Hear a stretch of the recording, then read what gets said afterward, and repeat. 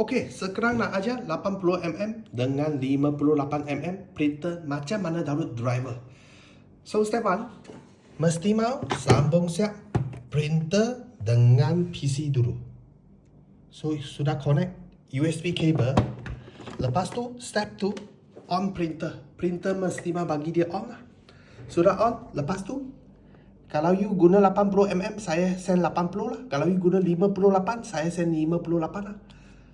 So you sudah dapat punya kan? You tekan double click. So sudah double click, you tengok atas sini, double click dia. Lepas tu tekan open.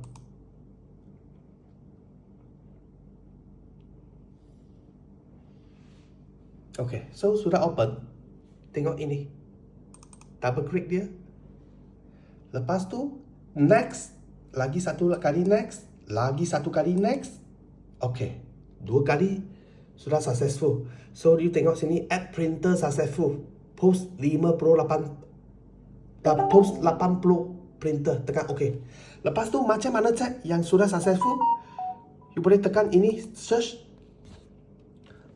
Lepas tu tekan control panel, CON.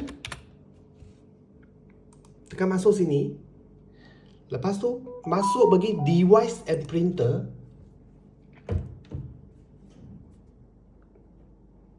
Okay, so sudah masuk bagi device and printer. Lepas you bagi tak, okay, ini post 80 tadi dahulunya, double click dia. So sudah double click, lepas tu tekan printer purple stick. Lepas tu tekan print test page.